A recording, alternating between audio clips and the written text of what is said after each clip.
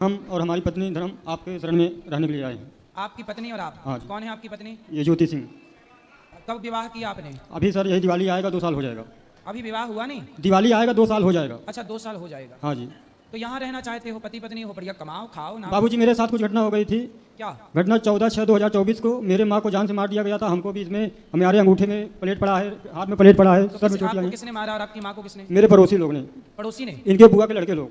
इनकी बुआ के लड़के? आपकी पत्नी की बुआ के लड़के? जी सर। तो क्यों, उसकी क्या दुश्मनी थी आपकी माँ से? ये कोई दुश्मनी नहीं था, ये था दुश्मनी कि हम लोग लव मैरिज शादी किए थे। Love marriage? इनके माता के कहने पे, इनके पिताजी के कहने, मतलब इनके घर वाले के राजी से। हाँ, इनके घर वाले की तरफ से मेरे ऊपर कोई केस, कोई बाजूद, कोई कुछ नहीं है सर।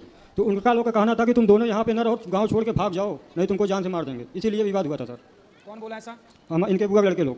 फिर उन्होंने हमला किया? फिर सर हमला कर दिया। उसमें केस चल रहा है सर जी, अभी कोर्ट में फैसला चल रहा है। लेकिन आज 14 तारीख को रात 2 बजे से हमारी पत्नी को अपहरण करवा लिया था एक मुसलमान लड़के के साथ में। इसको दारू पिलाया, इसके साथ गलत काम किया। उसके बाद इसको बनारस के घोरीपुर थाने क्षेत्र में एक होटल में छोड़ दिया था। किसने? उन लोग ने, मेरे माँ का आरोपी ने, बुआ के लड़के ने? इसके बुआ के लड़के ने। 2 मुसलमान के बच्चे थे, ये सब बता रही है। गुरुजी पूछ लीजिए। बात कराओ।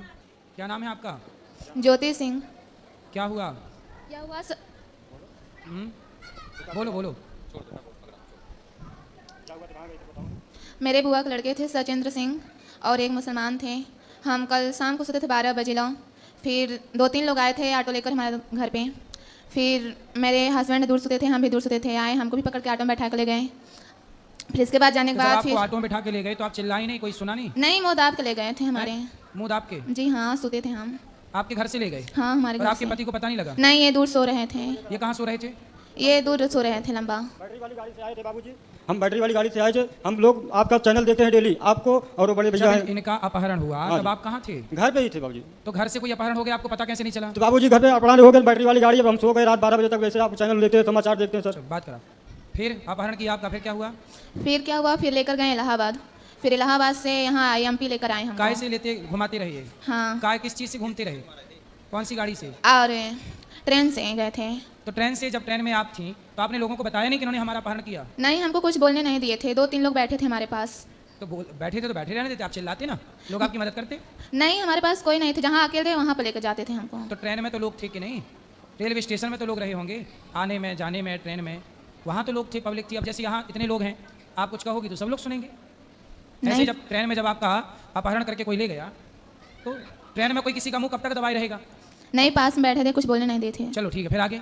फिर आगे क्या, फिर MP ले गए हमको। फिर और धमकी दे रहे थे कि तुम इसको जयप्रकाश को छोड़ के अपने मायके चल जाओ और सही रहेगा, अगर फिर आओगे यहाँ बसना, फिर रिकाक जान लेकर तब हाजिर होंगे। फिर क्या, फिर हमको होटल पे ले गए थे। हमको नहीं पता थी कि ठंडा में शराब मिलाएंगे। तो शराब मिला के आपको पिलाया? हाँ, पिला दिए थे। फिर हमको नहीं पता, हम सो गए थे, नशे में हो गए थे। फिर सुबह 6 बजे लोग हमको होटल पे छोड़ के चल गए थे। दोनों लोग फ़ोन लेकर चले गए थे, पैसा लेकर चले गए थे हमारे। बताओ तो हम आपकी क्या मदद करें? बाबूजी आप हमारी मदद यही कीजिए, अपने पास रख लीजिए, नहीं मुझे जान से दोनों लोग को मार देंगे सर जी। हम आज बाबूजी 6 महीने से परेशान। हम आपके पास, आपके नंबर पे कई फ़ोन भी किए हैं सर बाबूजी आपके पास। और छोटे भैया वो क्या कहते हैं उनको, और एक जने बात किए थे मुझसे, पूजिया सिंह सेरेनी थी यहाँ इंदिरा तो आपने विवाह कर लिया, तो विवाह करने के पहले सोचना था ना बेटा? बाबूजी अब ऐसा था कि इनके पिताजी भी साधु हैं और इनकी माता जी कहने लगे भैया हमारे लड़की से आप शादी कर लो, हम लोग गरीब हैं। यही से हम लोग भी गरीब घर से थे, राजपूत हैं सर जी। हम लोग भी गरीब घर थे, तो लोग भी आए, अपने मम्मी को बताया, तो मेरी मम्मी बोले ठीक है। ये भी राजपूत हैं? हाँ बाबूजी। तो फिर क्या दिक्कत थी? दोनों दिक्कत ये थी कि इनकी बुआ हमारे घर में 3 बहन की हैं, सगी 3 बहन की हैं। वो भी हमारी चाची लगती हैं, 3 की तीनों। तो आपके रिश्ते में ये क्या लगती थी पहले? ये पहले हमारी, मतलब कि हमारे बगल के, हमारे सगे में नहीं, हमारे बगल में हमारे आंटी की भाई की लड़की हैं। तो आपका कोई संबंध नहीं था पहले से? नहीं, संबंध नहीं था, सिर्फ आना जाना था बस सर। ठीक है, तो आप प्रेम से रहो, कमाओ खाओ, संसार। बाबूजी कल से परसों से निकले आपके पास, समझ लीजिए 36 घंटे के बाद आपके यहाँ खाना खाया हूँ। पति पत्नी कहीं खाना नहीं खाया, 1 रुपया मेरे लोग के पास नहीं था बाबू। देख लीजिए बाबूजी, हमारे बीवी के पास ना कोई गहना है, कुछ नहीं है, सब कुछ ले गए बाबूजी। कोई बात नहीं, आप पति हो, कमाओ। कमाते हैं बाबूजी। पति उसी को तो कहते हैं जो अपने परिवार को, अपनी पत्नी का पूरा ख्याल रखे। बाबूजी हम ठाकुर भले हैं, लेकिन कमाने में नहीं, लाश्रम पर हम टेंट का काम करते हैं शादी ब्याह में सर जी। बाबूजी आप कहीं भी रहो, कमाओ, अपनी पत्नी का ख्याल रखो। बच्चे हैं आपके? नहीं बाबूजी, अभी बता रहे हैं, ये दिवाली आ जाएगा 2 साल होगा शादी करने के बाबूजी। हाथ में प्लेट पड़ा है, सब कुछ पड़ा है सर जी, जोक नहीं दे, भूस नहीं बोल रहे हैं सर जी। ठीक है, मन लगा के कमाओ और अपने परिवार का ख्याल रखो। अपनी पत्नी का साथ देना, पत्नी को